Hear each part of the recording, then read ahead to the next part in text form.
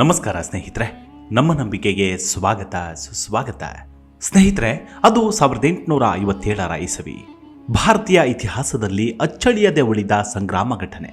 ಬ್ರಿಟಿಷರ ಬಂದೂಕಿಗೆ ಎದೆಯೊಡ್ಡಿ ಸೆಡ್ಡು ಹೊಡೆದ ವೀರ ವನಿತೆ ಝಾನ್ಸಿ ರಾಣಿ ಲಕ್ಷ್ಮೀಬಾಯಿ. ಇಂದಿಗೂ ಈ ಘಟನೆ ಭಾರತೀಯ ಸ್ವತಂತ್ರ ದಂಗೆ ಅಂತಲೇ ನಾಮಾಂಕಿತವಾಗಿರುವಂಥದ್ದು. ಅಷ್ಟಕ್ಕೂ ನಾವಿವತ್ತು ಹೇಳೋಕೆ ಹೊರಟಿರೋದು ಆ ವೀರ ವನಿತೆಯ ಬಗ್ಗೆ ಆಗಲಿ, ಆ ಮಹಾಸಂಗ್ರಾಮದ ಬಗ್ಗೆ ಆಗಲಿ ಅಲ್ಲ. ಬದಲಿಗೆ 1857 ನಡೆದ ಈ ಯುದ್ಧವನ್ನು ಕಂಡಿದ್ದ ಓರ್ವ ಬಾಲಕ 2025 ಆದರೂ ಇನ್ನೂ ಬದುಕುಳಿದು ಆ ಜೀವಂತ ಘಟನೆಯನ್ನು ವಿವರಿಸುವ ಪರಿ ಅತ್ಯದ್ಭುತ ಹಾಗೂ ಅಮೋಘ. ಇಂದಿಗೆ ಆ ವ್ಯಕ್ತಿಗೆ ಏನಿಲ್ಲವೆಂದರೂ ಸುಮಾರು 170 ವರ್ಷಗಳೇ ಸಂದಿವೆ. ಆದರೆ ಇನ್ನೂ ಕೂಡ ಅವರು ಬದುಕಿದ್ದಾರೆ ಅಂದರೆ ಅವರಲ್ಲೊಂದು ಅದಮ್ಯ ಶಕ್ತಿ ಇದ್ದಿರಲೇಬೇಕಲ್ವಾ? ಹೌದು, ಆ ವ್ಯಕ್ತಿ ಏನು ಸಾಮಾನ್ಯರಲ್ಲ. ಮಹಾನ್ ಸಾಧಕ, ಸಿದ್ಧಿಪುರುಷ, ಸಂತನಾಗಿ ಇಂದಿಗೂ ತಮ್ಮ ಶಕ್ತಿಯಿಂದಲೇ ನೂರಾರು ಮಂದಿಯನ್ನ ಆಕರ್ಷಿಸುತ್ತಾ ಸನ್ಮಾರ್ಗದತ್ತ ಹೆಜ್ಜೆಯನ್ನಿಡುವಂತೆ ಉಪದೇಶ ಮಾಡ್ತಿದ್ದಾರೆ. ಅಷ್ಟಕ್ಕೂ ಆ ಸಂತನಿರೋದು ಬೇರೆಲ್ಲೂ ಅಲ್ಲ, ಶ್ರೀಕೃಷ್ಣ ಪರಮಾತ್ಮನ ನೆಲೆಯಾದ ವೃಂದಾವನದಲ್ಲಿ. ಜನ ಇವರನ್ನ ಹನುಮಾನ್ ಬಾಬಾಜಿ ಅಂತಲೇ ಪ್ರೀತಿಯಿಂದ ಕರೀತಾರೆ. ಈ ಸಂತ ಏನು ಸಾಮಾನ್ಯರಲ್ಲ. ಇವರು ಸೃಷ್ಟಿಸಿರುವ ಪವಾಡಗಳು, ಇವರ ಶಕ್ತಿಯನ್ನ ಅರಿತಿರುವವರು ಇವರನ್ನ ಹನುಮನ ದಾರ್ಶನಿಕನೆಂದು ಕರೆಯುವುದು ಇದೆ. ಅಷ್ಟಕ್ಕೂ ಈ ಹನುಮಾನ್ ಬಾಬಾಜಿ ಯಾರು? ಅವರ ಪೂರ್ವಾಪರ ಎಂಥದ್ದು? ಅವರು ಇಂದಿಗೂ ಗಟ್ಟಿಮುಟ್ಟಾಗಿರುವುದಕ್ಕೆ ಕಾರಣವೇನು? ಹಾಗೆ ಅವರು ಸತ್ತು ಬದುಕಿದ್ದರ ನಡುವಿನ ವಾದ ವಿವಾದಗಳು ಎಂಥದ್ದು ಅನ್ನೋದನ್ನ ಇಂದಿನ ಸಂಚಿಕೆಯಲ್ಲಿ ನೋಡೋಣ. ಅದಕ್ಕೂ ಮುನ್ನ ನಮ್ಮ ನಂಬಿಕೆಗೆ ನಿಮ್ಮ ಬೆಂಬಲವಿರಲಿ. ಸ್ನೇಹಿತರೆ, ವೃಂದಾವನದ ಹನುಮಾನ್ ದಾಸ್ ಬಾಬಾ ಅವರನ್ನ ಮನುಕುಲದ ಕಣ್ಣಿಗೆ ಕಾಣುವ ಭೂಮಿಯ ಮೇಲಿನ ಅತ್ಯಂತ ಹಿರಿಯ ಸಂತರಲ್ಲಿ ಒಬ್ಬರೆಂದು ಪರಿಗಣಿಸಲಾಗಿದೆ. ಈ ಬಾಬಾರಲ್ಲಿ ನಿಮ್ಮ ವಯಸ್ಸೆಷ್ಟು ಅಂತ ಕೇಳಿದ್ರೆ, ಅಯ್ಯೋ ಗೊತ್ತಿಲ್ಲ ಮಗನೇ, ಆದರೆ ಝಾನ್ಸಿ ರಾಣಿ ಬ್ರಿಟಿಷರ ವಿರುದ್ಧ ಯುದ್ಧ ಮಾಡಿದ್ಲಲ್ಲ, ಆಗ ನನಗೆ 10-11 ವರ್ಷ ವಯಸ್ಸಾಗಿತ್ತು ಎಂದು ನೆನಪಿಸಿಕೊಳ್ತಾರಂತೆ. ಆ ಘಟನೆಯ ವಿವರಣೆಯಿಂದ ಅವರ ವಯಸ್ಸನ್ನ ಊಹಿಸಬಹುದು. ಝಾನ್ಸಿ ರಾಣಿ 1857 ಬ್ರಿಟಿಷರ ವಿರುದ್ಧ ಹೋರಾಡಿ ಇಂದಿಗೆ 180 ವರ್ಷವಾಗುತ್ತೆ. ಹೀಗೆ ಅವರನ್ನ ಸಂದರ್ಶನ ಮಾಡಿದ್ದ ಓರ್ವ ಖಾಸಗಿ ಸುದ್ದಿವಾಹಿನಿಯ ಪತ್ರಕರ್ತನೊಬ್ಬ, ನಿಮಗೆ ಇಷ್ಟು ವಯಸ್ಸಾಗಿದ್ರು ನಿಮ್ಮ ಹಲ್ಲು ಇಷ್ಟೊಂದು ಗಟ್ಟಿಮುಟ್ಟಾಗಿದೆಯಲ್ಲ ಅಂತ ಕೇಳಿದ್ದಕ್ಕೆ ಆ ಬಾಬಾ ಕೊಟ್ಟ ಉತ್ತರವು ಶಾಕಿಂಗ್. ಯಾಕಂದ್ರೆ ಆ ಬಾಬಾ ಹಲ್ಲುಗಳು ಸಂಪೂರ್ಣವಾಗಿ ಬಿದ್ದು ಹೋಗಿದ್ದುವಂತೆ. ತದನಂತರದಲ್ಲೇ ಮತ್ತೊಮ್ಮೆ ಹಲ್ಲುಗಳು ಬೆಳೆದಿವೆ ಎನ್ನುತ್ತಾರೆ.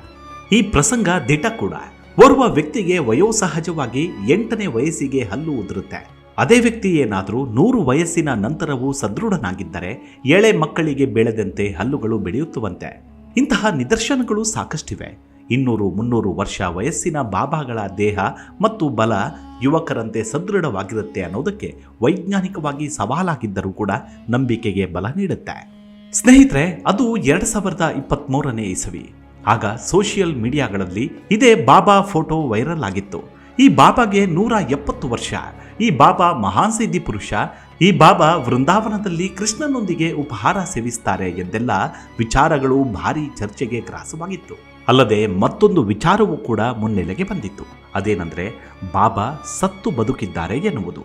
ಈ ವಿಚಾರವೇ ಸೋಷಿಯಲ್ ಮೀಡಿಯಾ ತುಂಬೆಲ್ಲ ಭಾರಿ ವೈರಲ್ ಆಗಿತ್ತು. ಅದು ನಿಜವಾ ಅನ್ನೋದನ್ನ ಗಮನಿಸಿದಾಗ, ಸ್ನೇಹಿತರೆ, ಸೋಷಿಯಲ್ ಮೀಡಿಯಾ ನ್ಯೂಸ್ ಚಾನಲ್ ಒಂದು 2023 ಅಕ್ಟೋಬರ್ನಲ್ಲಿ ತನ್ನ ಪೇಜ್ನಲ್ಲಿ ಒಂದು ಪೋಸ್ಟ್ ಅನ್ನು ಮಾಡಿತ್ತು. ಅದರಲ್ಲಿ ವೃಂದಾವನದ ಹನುಮಾನ್ ದಾಸ್ ಬಾಬಾ ಅವರು ಸುಮಾರು 10 ವರ್ಷಗಳ ಹಿಂದೆಯೇ ನಿಧನರಾಗಿದ್ದಾರೆ ಎಂದು ಬರೆಯಲ್ಪಟ್ಟಿತ್ತು. ಜೊತೆಗೆ ಅವರ ಫೋಟೋ ಕೂಡ ವೈರಲ್ ಆಗಿತ್ತು. ಆದರೆ ಈ ಪೋಸ್ಟ್ ಬಂದ ನಂತರದ ಕಳೆದ ವರ್ಷ ಅಂದರೆ 2024 ಇದೇ ಬಾಬಾ ವೃಂದಾವನದ ಆಸುಪಾಸಿನಲ್ಲಿ ಕಾಣಿಸಿಕೊಂಡಿದ್ರು. ಅಲ್ಲದೆ ಇನ್ನೂ ಸದೃಢವಾಗಿದ್ದಾರೆ ಎಂಬ ಪೋಸ್ಟ್ ಟ್ಯಾಗ್ ಮಾಡಿದ ವರದಿಗಳು ಕೂಡ ಹರಿದಾಡಿದವು. ಆ ಪೋಸ್ಟ್ ಮಾಡಿದ್ದು ಫೇಸ್ಬುಕ್ ಬಳಕೆದಾರನಾಗಿದ್ದ ಧೀರಜ್ ಸಿಂಗ್ ಚೌಹಾಣ್ ಎಂಬಾತ. ತನ್ನ ಪೇಜ್ನಲ್ಲಿ 2024 ಅಕ್ಟೋಬರ್ 2 ಇವರ ಚಿತ್ರವನ್ನು ಹಂಚಿಕೊಂಡಿದ್ದ. ಅಲ್ಲದೆ 176 ವರ್ಷ ವಯಸ್ಸಿನ ಹನುಮಾನ್ ದಾಸ್ ಬಾಬಾ ವೃಂದಾವನದ ಜೀವಂತ ಸಂತ. 1845 ಜನಿಸಿದ ವೃಂದಾವನದ ಹನುಮಾನ್ ದಾಸ್ ಬಾಬಾ ಭೂಮಿಯ ಮೇಲಿನ ಅತ್ಯಂತ ಪ್ರಸಿದ್ಧ ವ್ಯಕ್ತಿ, ಅತ್ಯಂತ ಪುರಾತನ ಜೀವಂತ ಸಂತರಲ್ಲಿ ಒಬ್ಬರು ಎಂದು ನಮಸ್ಕರಿಸಿ ಕೃತಜ್ಞತಾ ಭಾವ ವ್ಯಕ್ತಪಡಿಸಿದ್ದ. ಜೊತೆಗೆ ಜಯತ್ತು ಸನಾತನ ಧರ್ಮ, ಜೈ ಶ್ರೀರಾಮ್ ಎಂದು ಪೋಸ್ಟ್ ಮಾಡಿದ್ದ. ಈ ಫೋಟೋ ಭಾರಿ ವೈರಲ್ ಆಗಿತ್ತು. ಲಕ್ಷಾಂತರ ಬಳಕೆದಾರರು ಈ ಪೋಸ್ಟ್ ಅನ್ನ ಶೇರ್ ಮಾಡಿದ್ರು. ಈ ಪೋಸ್ಟ್ನ ಅಸಲಿಯತ್ತನ್ನ ಪರೀಕ್ಷಿಸಲು ವಿಶ್ವಾಸ್ ನ್ಯೂಸ್ ಎಂಬ ಚಾನೆಲ್ ಈ ಬಗ್ಗೆ ಒಂದು ದಿಟ್ಟ ಹೆಜ್ಜೆಯನ್ನಿಟ್ಟಿತ್ತು. ಮೊದಲು ಗೂಗಲ್ ರಿವರ್ಸ್ ಇಮೇಜ್ ಸಹಾಯದಿಂದ ಚಿತ್ರವನ್ನ ಐಡೆಂಟಿಫೈ ಮಾಡಲಾಯಿತು.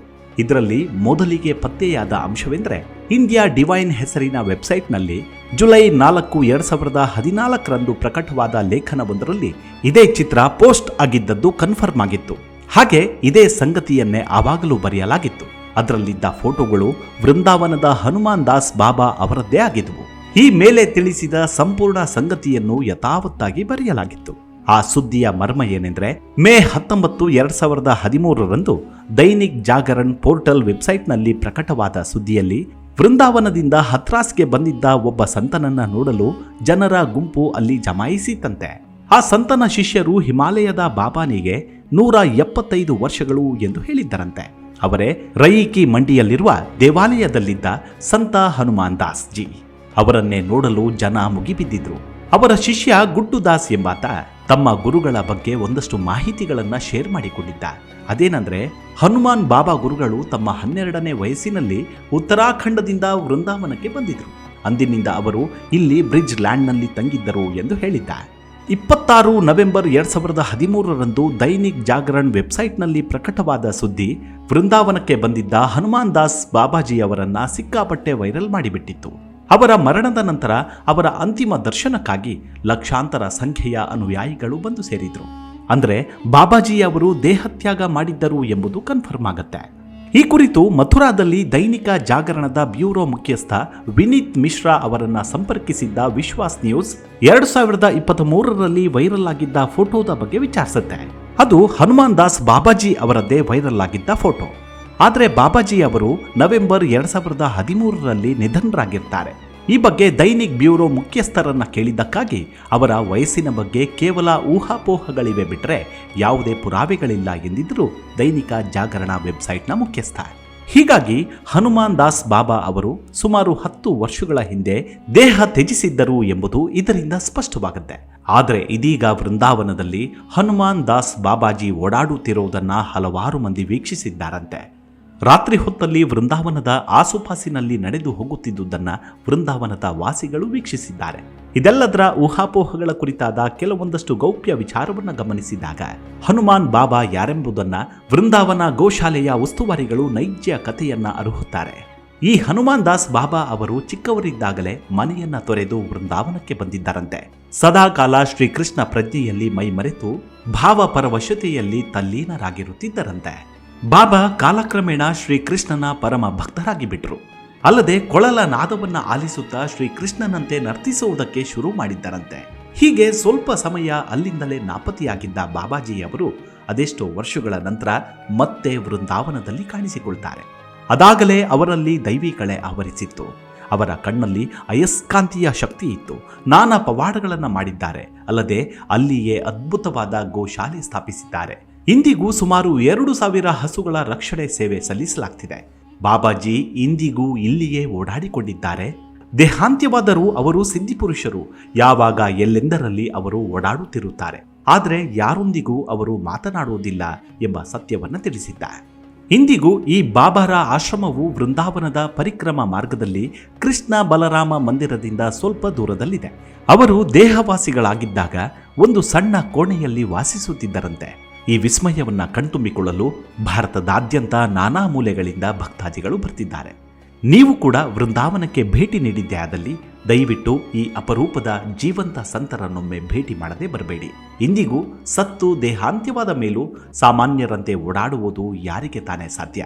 ನಿಜಕ್ಕೂ ಅವರೊಬ್ಬರು ಸಿದ್ಧಿ ಪುರುಷರೇ ಸರಿ. ಮುಂದಿನ ಸಂಚಿಕೆಯಲ್ಲಿ ಮತ್ತೆ ಸಿಗೋಣ. ಅಲ್ಲಿವರೆಗೂ ನಿಮ್ಮ ಆರೋಗ್ಯದ ಕಡೆ ಗಮನವಿರಲಿ. Take care. ನಮಸ್ಕಾರ.